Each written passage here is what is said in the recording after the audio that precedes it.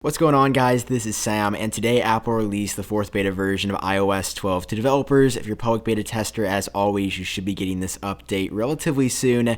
And even though the size does say 580 megabytes here on the iPhone 10, I definitely have not noticed 580 megabytes worth of changes. It's been a pretty small, tiny update so far, but there are a good number of really tiny changes that are pretty nice. So let's go ahead and jump in. First, I want to highlight just 2 bugs that have been fixed in this update. The first one is that you can now reposition wallpapers again. Before, you were just unable to move them, and it looks like that is working properly again. And finally, if you have an Apple Watch, I noticed this really weird bug where sometimes your contacts just would not sync to the watch, and it would only be showing phone numbers if you had like a cellular version, or even if it was just connected to your phone. I've also noticed that that has been corrected because it was driving me insane.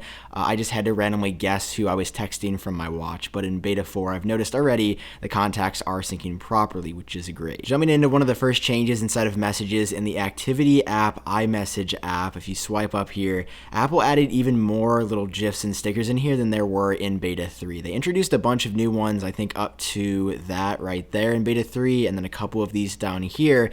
In beta 4, you have all of these right here now, and they all look pretty great. Like, the animation here is fantastic, the colors are really great, they fall right in line with other colors you find inside of the activity app. At the same time, I don't think this is going to be something that I ever use myself, just because while they look incredible, I don't really use iMessage app stickers ever, or just iMessage apps in general. So they're here if you want them, if you love the activity app, want to share your progress with other people, but for now, they're just sort of cool to look at. Also, sticking with things related to the activity app, if you head over to workouts here, there are some new icons over here on the left. As you can see, I definitely stick to running and walking, but I do have one out here, which was an outdoor cycle. You've got these really fresh looking icons at the top here, and as you can see, I don't really register workouts at all because my last 3 were registered in March of this year, but I promise you, I have not just been sitting on my iMac 24/7. Definitely not been doing that, and these new icons are here in beta 4 of iOS 12. On the iPhone 10, I wasn't able to notice this, but apparently inside of the music app, the controls are a little bit smaller. I want to say that this only affects smaller devices, so if you look at this screenshot from a user over on Reddit, it looks like the controls could be a little bit smaller. I honestly couldn't tell a difference myself, but maybe they were bigger in previous betas. On the iPhone 10, though, everything pretty much looks the same. After updating to iOS 12 beta 4 on the iPad, you're going to get a screen that looks like this. It appears that there's supposed to be a filler image at the top, or maybe a video demonstrating where Control Center has been moved to on the iPad in iOS 12.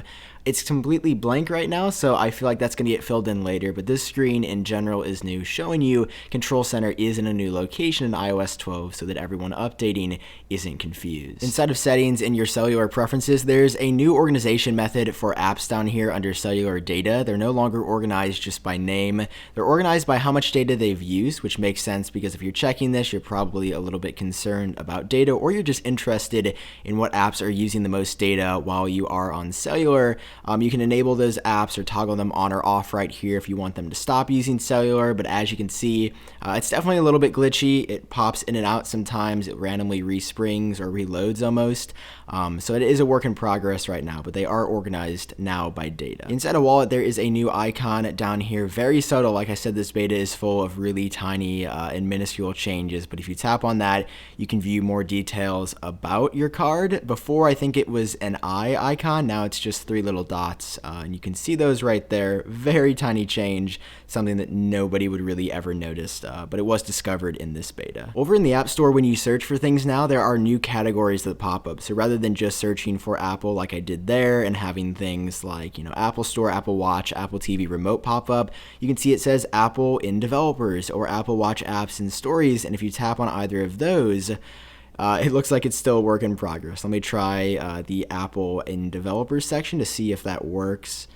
So the developers one works. It'll pull up all of Apple's in-house apps, but the other one looks like it's still a work in progress. It's really nice, though, that you can search for more than just a generalized term now and get very specific, such as a very specific developer that you want to see apps made by. On the iPad in iOS 12 beta 4, there is a new button down here. Before, I believe it said 1x for standard size or 2x for a zoom view. Now there are arrows saying we want to make it smaller, or arrows saying we want to expand it, make it a little bit bigger. So new icon there there on the iPad. Now, I also ran a Geekbench test to see if there were any improvements in this beta, and there actually weren't. It went down a little bit since beta 5, or beta 3, I should say. Beta 3 blew me away with these two scores, was getting 10,551 for the multi-core score, and this time I'm 10,478. So it went down a little bit, but that being said, I haven't actually noticed any worse performance in iOS 12 beta 4. It feels incredible. My battery life has been really good so far. Performance has been really great. Honestly, for a beta for iOS 12, if this shipped right now, I think most people would be incredibly happy with it. That's how good iOS 12 is right now. Even only on beta 4, probably 4 or 5 more betas still to come. But for now, those are all the changes in the update. Geekbench, performance, battery life, all going in the right direction for sure. If you enjoyed watching, drop a like. If you want to see more like this in the future, of course, hit subscribe. And if you want to help support the channel, get a new t-shirt, you can head over to updatebrand.com. For now, I've been Sam. I hope all of you are doing great, and I will talk to you in my next video.